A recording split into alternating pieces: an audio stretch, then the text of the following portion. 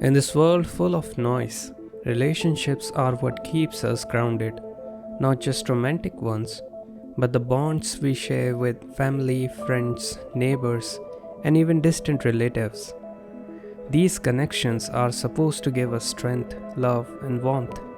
But let's be honest, not all relationships feel this way. Some relationships feel like a duty, some feel draining, and some, even though we share blood or years of friendship, feels more like formality than a true connection. Yet, in all this complexity, one truth stands out. We can be genuine without being harsh. We can be kind without being weak. We can love without losing ourselves. This is the wisdom of emotional balance. This is what we are exploring today. Lesson number 1: the myth of closeness in blood relations. We often hear this phrase, but they are family, as if that alone is the reason enough to accept anything from interference to judgment to uninvited advices. But real closeness isn't built by shared genes or shared last names. It's built by mutual respect, emotional presence, and thoughtful boundaries. Just because someone is related to us doesn't mean they understand us. Just because they show up at family gatherings doesn't mean they truly show up for us in life. And that's okay. Every relationship doesn't need to be emotionally deep, but every relationship must be rooted in mutual respect. Lesson number 2: emotional boundaries. Protect your inner space. Being kind doesn't mean being available for everyone's opinion. Being respectful doesn't mean allowing anyone to walk into your life and start rearranging things. At family gatherings or social events, there are always those who speak more than they listen. They offer advice, judge choices, or even make you feel like you're living your life in the wrong way. They don't know your journey. They don't sit beside you during your lows, but suddenly they become expert on your life just because you're in the same room. This is where emotional boundaries are necessary. You don't have to argue, you don't have to defend, you simply have to stay rooted in yourself. Let their words pass through like a breeze, not a storm. Because not every opinion deserves a reaction, and not every relative deserves access to your personal thoughts. Lesson number 3: the illusion of equality in status driven societies. One of the deepest signs of inner growth is when you start treating everyone equally, not because of their position, power, or popularity, but because of their presence as human beings. Whether someone drives a luxury car or walks to work, whether they live in a mansion or a small flat, it shouldn't change the way we greet, listen, or care. Unfortunately, many social circles, especially in families, are silently divided by status. Some people get more respect simply because of how they appear. Others get dismissed because they don't match the vibe. But wisdom reminds us, status is a role, humanity is a truth. And true bonding can only happen when we drop the roles and meet each other soul to soul. Lesson number 4: staying genuine without turning harsh. This is the hardest part. We don't want to fake emotions, but we also don't want to hurt others. We want to speak our truth, but we don't want to turn every gathering into a debate. So, how do we stay real without being harsh? Here's the key: speak less, feel more. Let your silence speak when word won't help.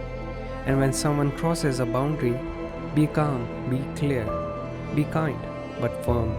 You don't have to raise your voice to raise a boundary. Lesson number 5: the moment of realization. Sometimes the emotion bubbles up. You listen, nod, smile politely at people who barely know you, trying to tell you what's right for you. You wonder, why now? Why this sudden concern? Where was all this care when I was struggling silently? And that's when the thought quietly forms in your heart. Don't think for me like the way you don't think for me when I'm not around. This quote, though unsaid, becomes a shield, a way of telling yourself, I see through this. I hear the words, but I don't let them shape me. You carry it silently, not out of anger, but out of self respect. Because you have learned not everyone deserves to shape your thoughts just because they share your blood. Lesson number 6. Not letting anyone suppress you. Strength doesn't always roar. Sometimes it's quiet. Sometimes it just says, not today. Sometimes strength looks like walking away from a conversation that doesn't honor your energy. You're not here to please everyone. You're not here to adjust constantly, to shrink your voice so others feel comfortable. You are here to live the life that feels real to you, without stepping on anyone and without letting anyone step on you. It's not rebellion. This is respect for yourself and the others. Lesson number 7. Live fully without losing yourself. To live fully doesn't mean you have to impress everyone. It means you wake up each day with a sense of calm, knowing you're not pretending, not people pleasing, not overthinking social performances. It means you have enough energy to care for those who matters and enough clarity to walk away from those who don't. You give love freely, but not your peace. You give support generously, but not your identity. That's living fully. That's living wisely. Lesson number 8. Relationships should be light, not loaded. The best relationships feel like sunlight, not a storm. You don't have to explain yourself constantly. You don't have to carry the weight of old expectations. You can simply be yourself. And the people who truly loves you, they'll understand your silence, honor your space, and respect your boundaries. Let go of trying to fix every relationship. Instead, nurture the one that feels easy, real, and kind. Lesson number 9. Be the same with everyone, regardless of status. Be someone who talks to the waiter with the same respect as the CEO. Be someone who doesn't look up or down at people, only across. This kind of presence is rare. It creates deep trust. People remember not what you said, but how you made them feel. So, choose to be the one who makes others feel seen without expecting anything in return. Conclusion of the video. Yes, some people will misunderstood your silence. Some will call you cold, distant, or arrogant. Let them. You're not here to manage people's opinions. You're here to protect your peace and live truthfully. Don't be bitter, just be better. So as I close, remember this.